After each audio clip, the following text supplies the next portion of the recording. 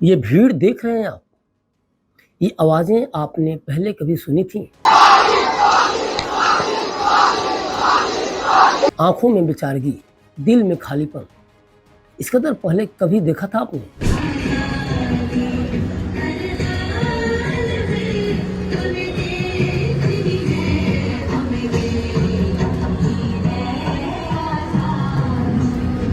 ये जॉब की लड़ाई नहीं है, ये सड़क, पानी, बिजली की लड़ाई नहीं है। ये अपने ही देश में अपनी जान, अपनी ही इज़्ज़त को महफूज़ रखने की लड़ाई है।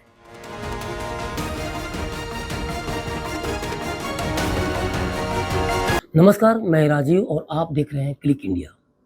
हमारे देश में आज स्थिति इस हद तक आ पहुंची है कि हमारी बच्चियां, हमारी बहनें इस गारंटी के लिए सड़कों पर हैं कि कम से कम उन पर कोई दरिंदा हाथ न डाले।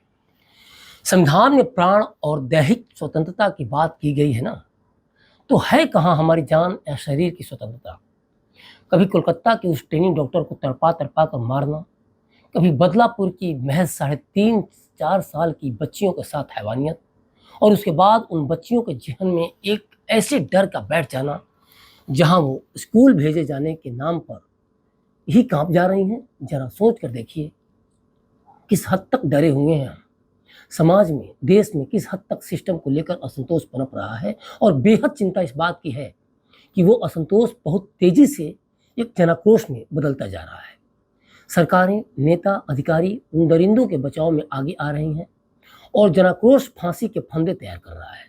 इसके बावजूद हमारे सिस्टम को चलाने वाले लोग इस बात से अनजान हैं, बेपरवाह हैं। क्यों? क्या इसलिए कि वो अकेला है, कमज़ोर है, मजबूर है, और इसीलिए उन नेताओं, अधिकारियों के गिरबान तक पीड़ितों के हाथ नहीं पहुंच पा रहे हैं? कोलकाता की ट्रेनिंग डॉक्टर रेप हत्या मामले में पूरा देश उबल रहा है।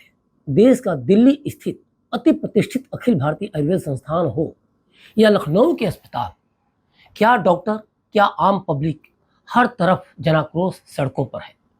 डॉक्टर्स अपनी सेफ्टी, सिक्योरिटी को लेकर चिंतित हैं। बच्चे अपने भविष्य को लेकर डरे सहमे हुए हैं। हर पेरेंट्स को इस बात की चिंता है कि सड़े हुए सिस्टम में उनके बच्चे कितने सेफ हैं। लोगों के अंदर इस बात का भरोसा ही नहीं रह गया है कि उनके साथ अगर कुछ ऐसा होता है तो दरिंदों को उनके किए की सज़ा मिलेगी भी या नहीं।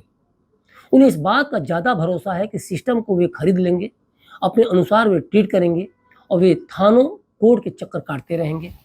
सुप्रीम कोर्ट ने 20 अगस्त को ममता सरकार और कोलकाता पुलिस को लेकर जो टिप्पणी की, वो इस बात की तस्दीक करने के लिए काफ़ी है कि पूरा सिस्टम अंदर तक किस हद तक सड़ और गल गया है। कोलकाता मामले में सीजीआई डीवाई चंद्रचूड़ ने जब सख्त होकर पूछा कि पुलिस ने क्राइम सीन को प्रोटेक्ट क्यों नहीं किया, कैसे हजारों लोग आरजी कर अस्पताल के अंदर दाखिल हो गए, 7,000 लोगों की भीड़ को अंदर आने क्यों दिया गया, तो ये सवाल उस चिंता से निकले हैं जो बताते हैं कि तुम्हारे साथ पूरी सरकार है, पूरा सिस्टम है, उस सिस्टम में काम करने का वर्षों का अनुभव है, फिर भी तुमने ये ब्लंडर किया। बल्कि अगर ये कहा जाए कि ये ब्लंडर नहीं बल्कि जानबूझकर किया गया है, तो ये गलत नहीं होगा। क्योंकि आरजी कर मेडिकल कॉलेज के प्रिंसिपल संदीप घोष को लेकर जिस तरह से मीडिया में खबरें हैं, वो बताने के लिए काफ़ी हैं कि उसके रसूख के सामने सब कुछ बिकाऊ था। माननीय कोर्ट ने जब ये सवाल किया कि आखिर प्रिंसिपल ने डॉक्टर केस को सुसाइड क्यों बताया, प्रिंसिपल को दूसरे कॉलेज में क्यों ज्वाइन कराया गया, तो कोर्ट के इस सवाल से यह साफ होता है कि कोलकाता में चल क्या रहा है। ट्रेनिंग डॉक्टर की पूरी बॉडी पर जो निशान थे, वो बताने के लिए काफ़ी था कि डॉक्टर के शरीर को किस हद तक नोचा गया था। पोस्टमार्टम रिपोर्ट ने तो पूरी तरह से हिला दिया, और एक डॉक्टर कहता है कि सुसाइड था। क्या संदीप घोष को सुसाइड केस और मर्डर केस में अंतर नहीं दिखा? और जब जांच चल रही थी तो प्रिंसिपल को दूसरे कॉलेज में ज्वाइन करा दिया जाता है। ममता सरकार को यह भास नहीं था कि उसकी ऐसी कोई भी कार्रवाई उसे कटघरे में खड़ा कर सकती है। ऐसे कई सवाल हैं जो सुप्रीम कोर्ट के जजों ने सख्ती से पूछे, चाहे वो एफआईआर की टाइमिंग को लेकर हो, पुलिस की भूमिका को लेकर हो, प्रिंसिपल की जिम्मेदारी को लेकर हो। और ये सब कुछ आप टीवी पर देख रहे थे, अखबारों में पढ़ रहे थे, और महाराष्ट्र के बदलापुर की घटना सिस्टम के नाक तले घट जाती है। बदलापुर के बाद फिर अकोला में यौन उत्पीड़न का मामला सामने आता है। चल क्या रहा है देश में? बदलापुर में पीड़ित बच्चियों के माता पिता ने आरोप लगाया कि पुलिस ने उनकी शिकायत 12 घंटे बाद दर्ज की। मीडिया सूत्रों के अनुसार पुलिस ने जांच में पाया कि स्कूल में लगा सीसीटीवी कैमरा काम तक नहीं कर रहा था। माता पिता ने इस बात पर भी चिंता जाहिर की कि लड़कियों के टॉयलेट की सफाई के लिए महिला कर्मचारी को क्यों नहीं नियुक्त किया गया था। बच्चे के परिजनों ने बताया कि पुलिस ने गर्भवती को, जो उसकी मां जो प्रेग्नेंट थी, जो पीड़िता की, उसको 10 घंटे थाने में, अस्पताल में बिठा कर रखा। घंटे तक केस दर्ज नहीं किया गया। ऐसी स्थिति तब हुई जब एक पीड़िता की मां 2 महीने की प्रेग्नेंट है, उसे पुलिस ने 10 घंटे तक थाने में बिठाए रखा। इसके चलते वह ट्रॉमा में है और 102 डिग्री बुखार से पीड़ित है। सोचिए क्या चल रहा है, कितने लोग अमानवीय हो गए हैं। सिस्टम, सरकार, अधिकारी, किसी को परवाह ही नहीं है। आखिर देश में हो क्या रहा है? हर दिन कुछ ना कुछ कहीं ना कहीं से सुनने को मिल रहा है और लोग अपने घरों में सहमे हुए हैं, डरे हुए हैं कि मेरी बच्ची, मेरा बच्चा सुरक्षित है या नहीं। बदलापुर की घटना 12 और 13 अगस्त की है। आदर्श स्कूल में 23 साल के स्वीपर अक्षय शिंदे ने दोनों बच्चियों का यौन शोषण किया। इसके बाद दोनों लड़कियां स्कूल जाने से डर रही थी। माता पिता को संदेह हुआ। उन्होंने लड़की को भरोसे में लेकर पूछताछ की तो बात सामने आई। एक पेरेंट ने उसी कक्षा की दूसरी लड़की के माता पिता से संपर्क किया। जब डॉक्टर ने जांच की तो असल घटना सामने आई। वरिष्ठ पुलिस निरीक्षक सुभद्रा शितोले ने पॉक्सो का मामला होने के बावजूद एफआईआर दर्ज करने में टालमटोल की। बच्चे के माता पिता ने सामाजिक कार्यकर्ताओं की मदद से बदलापुर थाने में शिकायत दर्ज कराई।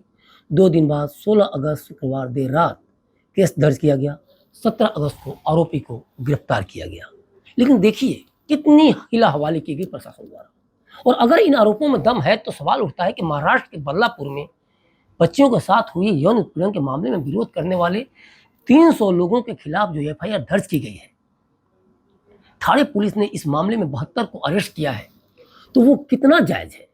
सवाल ये भी है कि अगर बदलापुर की घटना में जिस तरह से रिपोर्ट दर्ज करने को लेकर देरी का आरोप लगा, अगर वो रिपोर्ट समय से दर्ज हो गई होती, प्रेग्नेंट को या परिजनों को देर तक इंतजार नहीं कराया गया होता, तब भी क्या प्रदर्शन इतना उग्र होता और क्या इतने लोगों को गिरफ्तार करने या एफआईआर दर्ज करने की नौबत आती? अगर नहीं तो सिस्टम को ऐसा क्या करना चाहिए जिससे उसके प्रति लोगों में इकबाल कायम हो सके। और सबसे बड़ी बात कि इन सब गिरफ्तारियों के बीच सुप्रीम कोर्ट की ममता सरकार की कार्रवाई को लेकर उस टिप्पणी पर ध्यान देना जरूरी है जो हमारे सिस्टम को एक सबक भी दे रहा है कि आखिर इन घटनाओं के बीच सिस्टम को लोगों के साथ किस तरह से पेश आना चाहिए। जब तक सरकार और सिस्टम ऐसे दरिंदों के साथ सख्त कदम नहीं उठाते, तब तक न उनके जेहन में डर पैदा होगा और न ही महिलाओं, बच्चियों के प्रति ये अपराध रुकेंगे। और यही कारण है कि बदलापुर के बाद महाराष्ट्र के ही अकोला में बच्चियों के यौन शोषण का मामला सामने आ जाता है। स्कूल की 8वीं कक्षा की कुछ छात्राओं ने शिक्षक पर यौन उत्पीड़न और अश्लील वीडियो बनाने का आरोप लगाया। और ऐसा नहीं कि कोलकाता हो या बदलापुर या फिर अकोला, क्राइम के खिलाफ एफआईआर दर्ज नहीं करने को लेकर पुलिस के दामन पर ही दाग है, बल्कि देश में नेताओं को लेकर जो आंकड़े हैं वो उनके कैरेक्टर के बारे में भी बता रहे हैं कि मंच पर बड़ी बड़ी बातें करने वाले इन नेताओं पर किस तरह के आरोप हैं। बात करें उन माननीयों की जो देश निर्माण की बात करते हैं, देश सेवा के दिन रात कस्में खाते हैं, तो एसोसिएशन ऑफ डेमोक्रेटिक रिफॉर्म्स की रिपोर्ट कहती है कि 763 लोकसभा और राज्यसभा सांसदों में से 306 सांसदों के खिलाफ आपराधिक मामले, यानी कि 40% सांसदों के खिलाफ आपराधिक मामले दर्ज हैं और 194 सांसदों यानी 25% सांसदों के खिलाफ गंभीर आपराधिक मामले लंबित थे। और ये आंकड़े उस समय के हैं जब चुनाव के दौरान इन सांसदों ने अपना हलफनामा दाखिल किया था। इन सांसदों के खिलाफ कैसे मामले हैं जरा इसे भी देख लें। इन सांसदों के खिलाफ गंभीर आपराधिक मामले में गैर जमानती अपराध, हत्या, अपहरण, भ्रष्टाचार निवारण, बलात्कार और महिलाओं के खिलाफ अन्य अपराध शामिल है।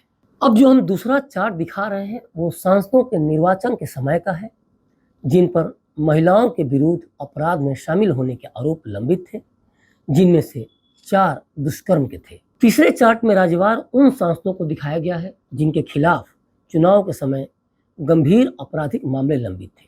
तो जरा इन तीनों चार्ट को आप देखिए और समझिए कि हमारे देश में नेताओं का हाल क्या है, उन पे जो आरोप बता रहे हैं उनके बारे में बहुत अच्छी तरह से बता रहे हैं कि वे किस तरह के कैरेक्टर को कैरी करते हैं, और ये दाग, ये आरोप क्या यूं ही है या इसके पीछे कहीं ना कहीं कुछ वास्तविक कारण है, कहीं ना कहीं किसी ने कुछ झेला है। देश में जो हालात हैं उसे लेकर हम सरकार के ही कुछ आंकड़ों को देख लें तो पता चल जाएगा कि महिलाओं को किस तरह से दरिंदे एक अवसर की तरह देखते हैं। राष्ट्रीय अपराध रिकॉर्ड ब्यूरो यानी कि एनसीआरबी की वार्षिक रिपोर्ट कहती है कि साल 2017 से 2022 के बीच भारत में दुष्कर्म के कुल 1.89 लाख मामले दर्ज किए गए, मतलब 1.25 लाख लगभग। और इन मामलों में कम से कम 1.79 लाख मामलों में दुष्कर्मी या तो पीड़िता का रिश्तेदार था या उसका करीबी या कोई परिचित व्यक्ति। मात्र 9670 मामलों में दुष्कर्मी कोई ऐसा व्यक्ति था जिसे पीड़िता नहीं जानती थी।